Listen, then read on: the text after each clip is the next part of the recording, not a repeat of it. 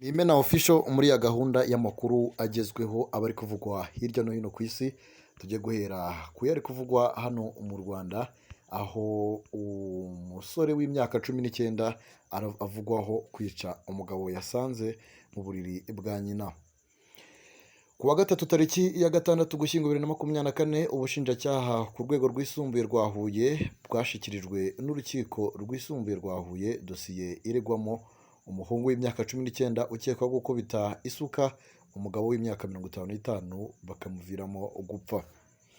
Bivuga ko icyaha akurikiranyweho yagikoreye mu mudugudu wa Rugege, akagari ka Muhembe, umurenge wa Karama, mu karere ka Gisagara, ku itariki ya 31 z'ukwezi kwa 10 2024, ubwo yageraga mu rugo agasanga uwo mugabo mu cyumba cy'umubyeyi we, ariwe mama we, nk'uko iyi nkuru y'ubushinjacyaha bukuru ivuga.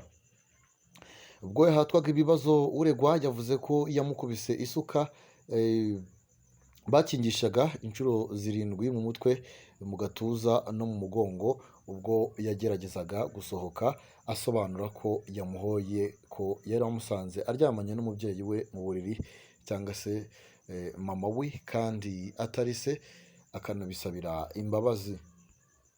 Icyaha cyo gukubita umuntu ku bushake byateye urupfu akurikiranweho giteganywa n'ingingo ya 11 y'itegeko nomero 059/2023 ryo kuwa 4 z'ukwezi kwa 12 2023 riteganya ibyaha n'ibihano muri rusange. Ntabwo byoroshye. Imena Official, turacyari mu makuru. Ubushinjacyaha ku rwego rwisumbuye rwa Huye bukurikiranye umugore w'imyaka 37 watwitse umugabo babanaga w'imyaka 32 y'amavuko amusutseho amazi ashyushye. Ibyo yabikoze ku itariki ya 23 Ukwakira 2024 mu gihe cya saa moya z'umugoroba mu mudugudu wa Kigusa, akagari ka Mutunda, umurenge wa Mbazi, akarere ka Huye. Mu ibazwa rye akurikiranywe yemera ko ari we wamutwitse, akabisabira imbabazi, agasobanura ko yateruye isafuriya ku mashyiga arimo amazi ashyushye, ayimusuka mu mutwe, mu maso no mu musaya, nyuma y'uko bari bamaze gutongana, abuza uwo mugabo gukubita umwana uwo mugore yari yaratahanye. Icyaha akurikiranyweho cyo gukomeretsa umuntu ku bushake giteganywa n'ingingo ya 11 agace ka 3 k'itegeko nomero 059/2023 ryo ku itariki ya 4 z'ukwezi kwa 10 2023 rihindura itegeko riteganya ibyaha n'ibihano muri rusange rya 2018. Ni akamaramaza mu Rwanda, bikomeje kugorana pe. Iyi nkuru ntabwo ari nziza cyane. Turacyari mu makuru hano ku Imena Official, nizera ko wakanda subscribe, nizera ko tukiri kubana mu makuru kugeza tuyasoje. Perezida Paul Kagame yagaragaje ko hari bamwe mu rubyiruko n'ababyeyi ba Afurika bagihura n'ibibazo bishingiye kuri politiki n'imiyoborere mibi mu bihugu bitandukanye, nk'ibyo yanyuzemo mu myaka ya kera, akabibona nk'ibidakwiye. Ibi Perezida Kagame yabigarutseho kuri uyu wa 8 Ugushyingo 2024 mu kiganiro yatanze mu itangizwa ry'inama nyafurika ya Youth Connect 2024, ubwo yabazwaga ikibazo yabonye umugabane wa Afurika ufite mu buto bwe, nuko abibona ubu bihagaze. Perezida Kagame yagize ati, nkiri muto ubu hashize imyaka myinshi, sintekereza ko nari mfite amaso yo kubona icyari ikibazo, nabonaga ikibazo ariko sinyumve. Ati, nabonye ibibazo mbibamo, ariko bitwara igihe kugira ngo mbone ko hari ibyari biri kuba bitagombaga kuba ku bantu nanjye ndimo. Ubwo nakuraga nibwo nagiye mbona ko hari icyakorwa, kandi ko nta muntu wundi wabigukorera uretse twe ubwacu. Perezida Kagame yavuze ko gukurira mu buhunzi biri mu byatumye benshi muri bo bari kumwe babona ikibazo cyari gihari banakibonamo igisubizo. Yagize ati, nkiri muto byatangiye mfite imyaka 4 nibwo umuryango wanjye wagiye mu buhungiro basiga igihugu. Umuryango wanjye icyo gihe wari umeze neza, nta kibazo cyari gihari, ariko twabaye impunzi mu gihugu cy'igituranyi nk'abanyarwanda benshi. uko twakuze nk'impunzi n'ibibazo byazanaga nabyo harimo isomo byazanaga. Ati twakuze tunyura muri byinshi byaduhaye isomo, twize ibintu byinshi utiga mu ishuri ahubwo wiga mu buzima.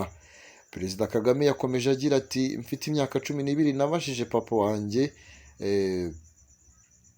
ati nshaje kubura mfite imyaka 15 ati nti ese twakoze iki, kuki turi hano mu nkambi? Yambwiye byinshi bisobanura ikibazo birimo politiki, abayobozi, iby'ibihe by'ubukoroni n'iby'ubwigenge, ariko ibyo byose ntibyari bikwiye kubaho. Ayo ni amasomo twize, hari ikitaragendaga. Ibi ndi kuvuga byabaye mu myaka y'1960 na n'ubu biracyahari. Perezida Kagame yavuze ko nubwo ibyo bibazo babibayemo mu myaka myinshi ishize, n'ubu hakiri aho bigaragara ku mugabane wa Afurika.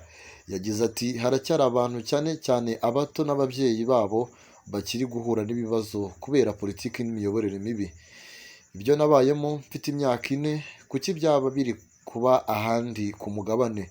Turacyafite impunzi, amakimbirane ashingiye ku moko, abantu barwana aho kwiyubaka no kubaka ibihugu byabo.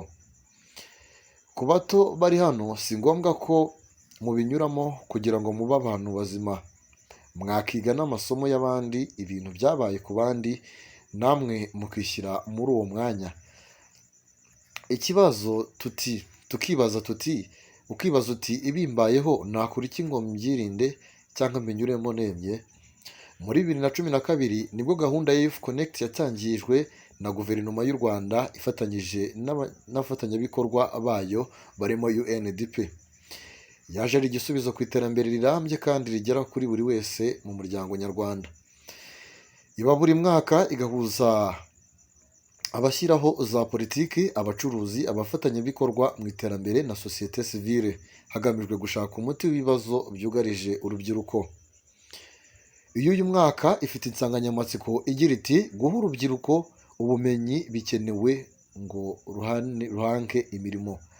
Ati ni uguha urubyiruko ibikenewe kugira ngo ruhange imirimo. Gahunda ya Youth Connect yaje kwaguka ihindurirwa izina yitwa Youth Connect Africa, ubu ikaba imaze gukwirakwira hirya no hino ku mugabane wa Afurika, mu bihugu bigera kuri 33 bimaze kuyiha ikaze, aho ubwami bwa Lesotho aribwo ubiheruka kuyakira. Ni ikintu cyiza cyane kabisa kuri leta y'u Rwanda ndetse n'abanyarwanda kuba twakira inama nk'izi ngizi, cyangwa se dutangiza igikorwa nk'iki ngiki kigakwirakwira hirya no hino muri Afurika, kikitabirwa buri mwaka na Perezida wa Repubulika atanga impanuro zigiye zitandukanye, yaba ku rubyiruko, atari ku rubyiruko rwa hano mu Rwanda ndetse no ku rubyiruko rwo muri Afurika. Ikindi kandi Perezida Paul Kagame yavuze ko Afurika yagaragaje ko hari byinshi ishobora kwigezaho ubwayo, bityo ko hakwiye guhagarara amagambo gusa, ahubwo hakanashyirwa imbaraga nyinshi mu gushyira mu bikorwa biba byatangajwe. Ni ingingo yaragarutseho kuri uyu wa 8 Ugushyingo 2024 mu kiganiro yatanze mu itangizwa ry'inama nyafurika ya Youth Connect, ubwo yabazwaga nyine Afurika icyo yakora mu myaka 10 iri imbere kugira ngo ibe isoko ry'ubumenyi bukenewe ku isoko ry'umurimo ku isi. Gahunda ya Youth Connect yatangijwe na guverinoma y'u Rwanda ifatanyije n'abafatanyabikorwa bayo barimo ishami rya UNDP na 12. Mu mwaka wa 2012 Perezida Kagame yagaragaje ko ibyo Afurika imaze kugeraho byagaragaje ko byose bishoboka, ibaza impamvu abantu badakora ibirenzeho. Yagize ati Afurika ifite buri kimwe ngo ibeho dushaka, kuba n'abo dushaka, kuba n'abo tubabo. Twebwe twakirenganya tutabigezeho. Kugira ngo tutirenganya rero, politiki igomba kuba ari nziza, izana ituze, igaha urubuga buri wese rwo gukora ibyo ashoboye. Kandi aha ndashaka kuvuga ko dukwiye kurekera kuvuga gusa, ahubwo tukabona n'ibyo tuvuga biba. Yakomeje agira ati nanyuzwe n'uko mwateguye gahunda y'uyu munsi, gutanga imbwirwaruhame, kuko aha nahavugiye ibintu byinshi, hari n'ibyo nsubiramo n'abandi nabo, bikagenda uko imyaka 5. icumi cyangwa se na makumyabiri igashira, ariko tuba dukwiye kwibaza, ese ni iki gihari cyo kwerekana kijyanye n'ibyo twavuze? Sinzi uko nabivuga, ariko dukwiye kurekera kuvuga gusa. Perezida Kagame yavuze ko Afurika ifite urubyiruko rukenewe ahubwo rukwiriye gushyirirwaho urubuga kugira ngo rukore ibyo rushoboye. Muri bibiri cyangwa se muri 2030 urubyiruko rungana na 42% rwo ku isi ruzaba rubarizwa muri Afurika, bigaragaza ko uyu mugabane uzaba ufitiye runini isoko ry'umurimo ku isi hose. Afurika ituwe n'abaturage miliyari 1,400,000, aho 1/4 cyabo ari urubyiruko. Muri rwo 20% ni abashomeri, ari nacyo gipimo kiri hejuru ugereranyije n'ahandi ku isi.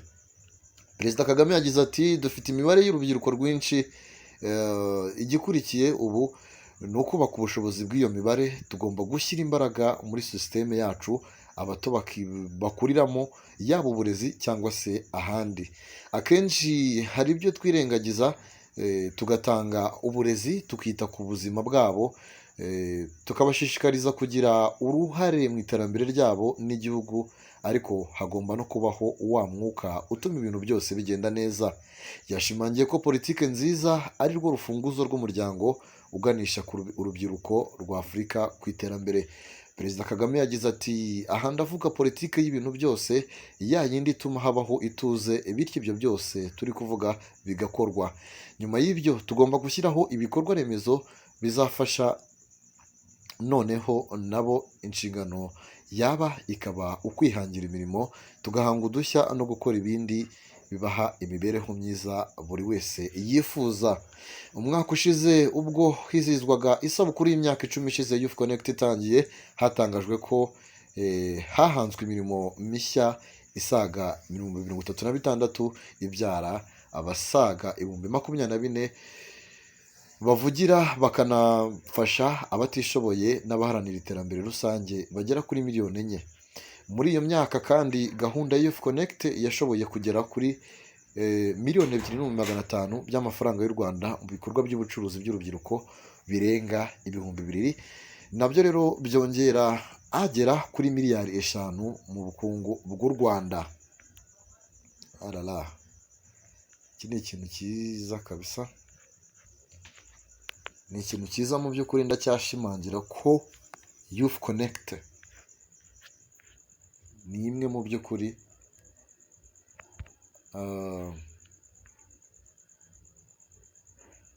mu kintu cyiza cyane. Turacyari mu makuru hano ku Imena Official, nizera ko muri kugenda munogerwa nayo.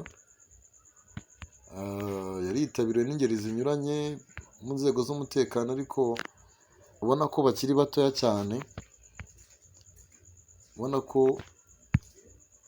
urubyiruko guturuka ku migabane igiye itandukanye cyangwa se hirya no hino hagiye hatandukanye, ni byiza cyane, ni ikintu cyiza cyane mu by'ukuri. So ubwo rero reka dusoreze aha ngaha, tugende tubashakire n'andi makuru, mukomeze munogerwe n'ibiganiro Imena Official yagiye ibategurira. Bye bye.